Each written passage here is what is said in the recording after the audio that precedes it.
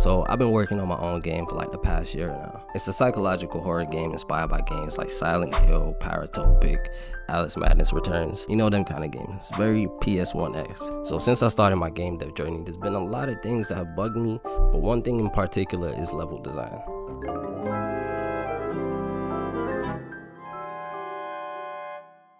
In the forgotten corner of the silent forest stands a cluster of free agent houses, shrouded in mystery. These homes, long abandoned, were once the dwelling places of a family that lived in harmony with nature. The graves nearby tell a tragic tale of loss and sacrifice, hinting at a past where the family's bond with the forest was both a blessing and a curse. Now, these homes stand as silent witnesses to a time when the forest was alive with the family's presence, a poignant reminder of the delicate balance between man and nature. In this world, you play as NAMIKO on her journey to uncover the hidden secrets of this strange, unsettling world. Since this is my first game, it's gone through a lot of changes and will probably continue to do so. When I started building my game, I realized a lot of the assets I had previously created didn't really fit the narrative or the vibe that I was going for.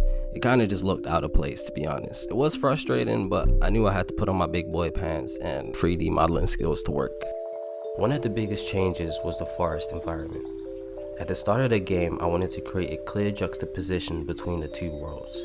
So, when you first start playing, you control a younger version of NAMIKO. I made this world really bright and peaceful to give a sense of safety before throwing the player into a much darker and more mysterious setting. To create this, I started modeling a forest in Blender, exported it into Unreal, and tested it out. After experimenting with a lot of different scenes and trying different tutorials and building this forest, I finally got something that I was kind of proud of, because I don't know why it's really hard to make a forest. Like, I even went outside. I went outside, just got little pictures and just idea of what I wanted the forest to look like, just to feel it.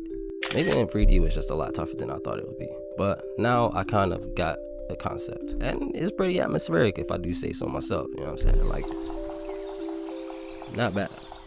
Once that was done, I moved on to what I call the sleeping forest. Luckily, since I had already spent a lot of time making forests, I was able to take an older one I made and just repurpose it.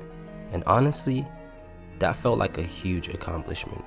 I really liked the way it looked and felt in the game, and it gave me so many ideas to build off. My next step was to just spice it up and add some decorations. I wanted this part of the forest to feel quite secluded, but also lived in. So I added some buildings and just scattered things around just to add more life to it.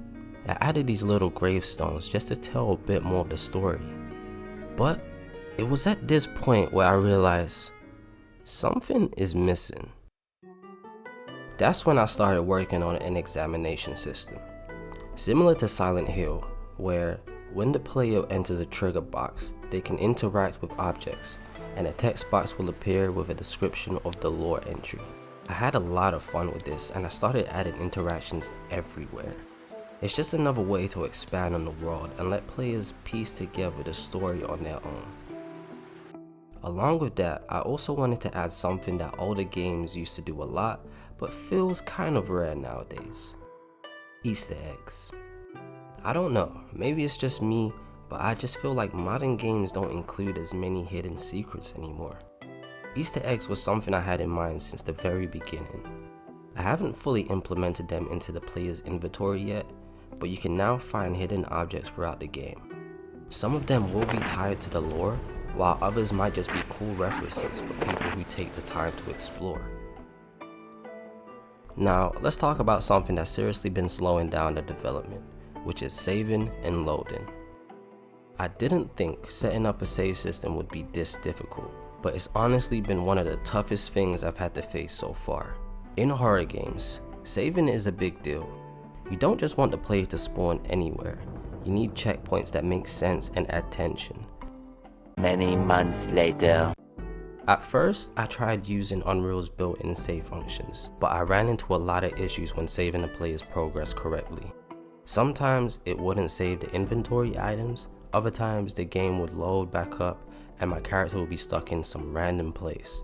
It was at this point where, since the first time I started my project, I actually felt like I might not be able to make it. I might not be able to finish it. If I can't do a working save system, the player's not going to be able to save a load. If I can't save the variables going from this level to that level, what is the point? So it got real dark. It got real dark, and yeah, I wasn't sure if I was going to be able to do it anymore. But luckily, I started to hear a voice.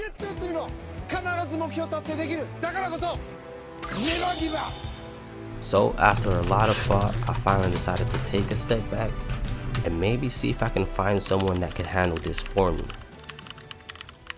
Okay, so fast forward a couple days now.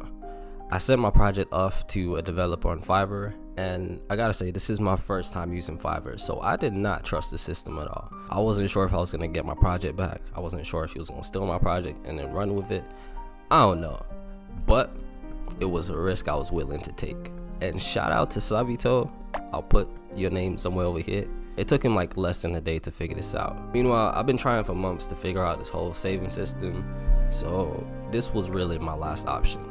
So now that we actually got our save system complete, now it's just putting the pieces together and actually building the game. I'm actually so gassed about this because this is something I struggled for months, like a really long time. And once it was done, I was overwhelmed. So now we actually got a working save system in the game. Shout out to Sabito again, he killed it. It works perfectly. You can now save the player's location, save the variables, and everything is just working perfectly fine. Now I can traverse through the game and through the levels without actually having to worry about anything.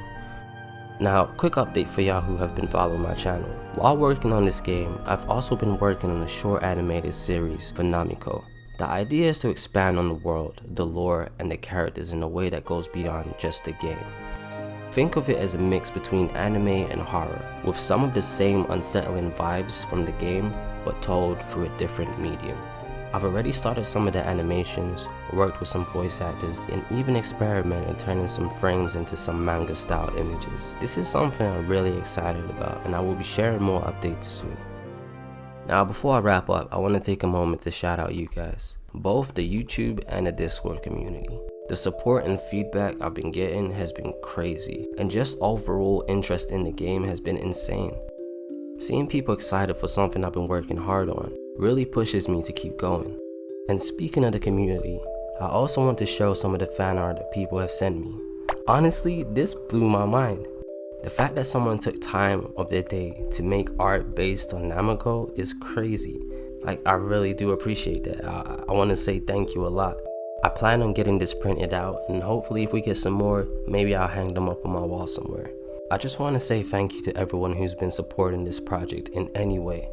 It really means a lot to me, so thank you. So what's next for NAMIKO?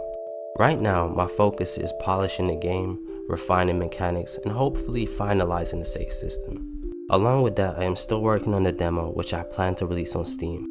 My goal is to get a wishlist page up soon so players can check it out when the demo drops. There is still a lot to do, but I am very excited about where the game is headed. So that's pretty much all we're going to be talking about today.